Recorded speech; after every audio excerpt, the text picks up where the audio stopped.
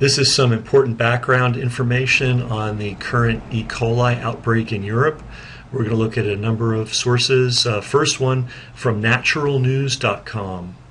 And if you want to look up this article yourself, it's forensic evidence emerges that European E. coli superbug was bioengineered to produce human fatalities. Now that's quite a claim. It comes from Mike Adams, but there's a lot of reason to look at what he has to say and take it very seriously.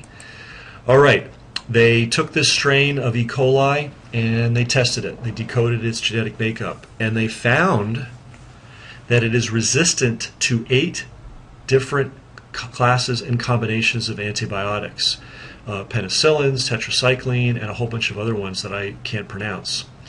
This is very, very strange. Okay, and let's take a look at exactly how strange it is. And let's ask ourselves a question. How does a bug develop immunity to 8 different classes and combinations of drug? There's really only one way this can happen. You have to expose the strain of E. coli to all 8 different classes of drugs, and it has to survive and develop immunity. You can't do this in one shot. You have to do it very methodically. You have to take the ones that you've exposed to penicillin, kill those off, and then the ones that remain you then take and expose to the next drug. And then those die, and then you take the ones that survive from that and you expose it to the next drug. How on earth could this have happened in a place where they're growing vegetables? So it's quite mysterious, this outbreak. Not just the outbreak, but also the virulence of this. This has killed quite a few people. And I believe we've got some numbers here. As of this article, which is already about a day old, 22 people have died and over 2,100 people sickened. So this is a really virulent form of this. Now, a couple of things.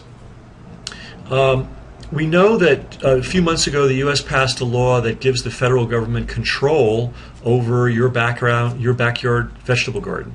They're not applying that power yet, but they have the right to.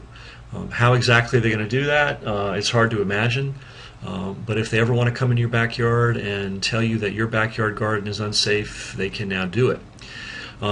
Less than a month ago in Europe, they just banned herbal supplements.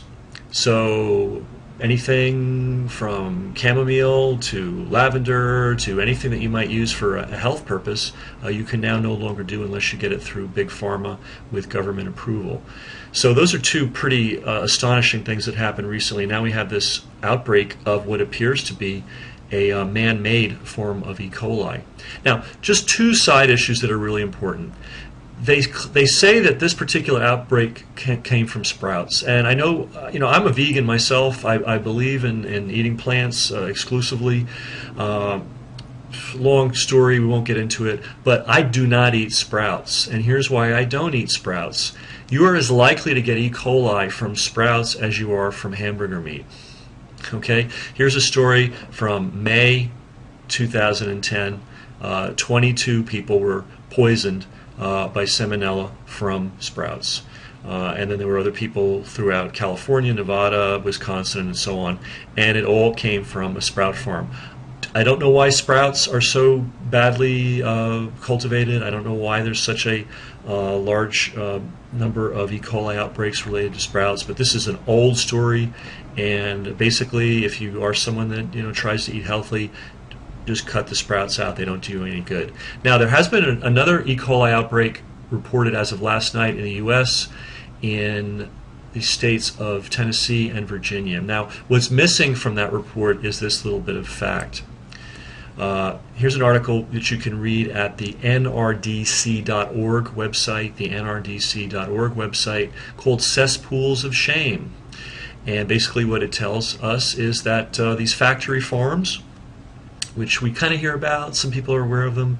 We're sort of aware that they're, not terribly friendly to animals, and that's true. They're horrible places to work, and they create inconceivably horrific environmental damage. Okay, what happens? If you try to open up a hotel or an office complex or a small real estate development, you have to go to the public officials and show them your waste disposal plan. You've got to have a plan to dispose of and treat the waste, either or hook into a municipal system to deal with your waste. You can't just build stuff and pardon my expression, just throw this shit wherever you want. Well, somehow the mega corporations that own these factory farms got a pass on that law. They do not have to worry about disposing of safely and treating the waste that comes from these factory farms. Now, these factory farms can produce as much waste as a small town. And here's how it goes. Most factory farms store animal waste in open-air lagoons as large as several football fields. These lagoons routinely burst, sending millions of gallons of manure into waterways and spreading microbes that can cause all kinds of diseases, including fatal ones, including E. coli, by the way. So if you want to learn more about that, that's Cesspools of Shame, nrdc.org. But going back to the main story here, and this is something that people should be paying close attention to, this unbelievably virulent strain of E. coli, never before seen on the planet Earth, is extremely suspicious. For it to have come into being, some process, and I really doubt it was a natural process, had to methodically expose this normally not benign but not deadly E. coli strain to a series of 8 different classes of drug, one after another, after another, after another, after another, get the point, after another, to finally emerge, end up with a strain that is resistant to all drugs and also, by the way, just happens to kill people. So again, if you want to read what Mr. Mike Adams has to say about this, and I encourage that you do go to naturalnews.com. Forensic evidence emerges that European coli superbug was bioengineered to produce human fatalities.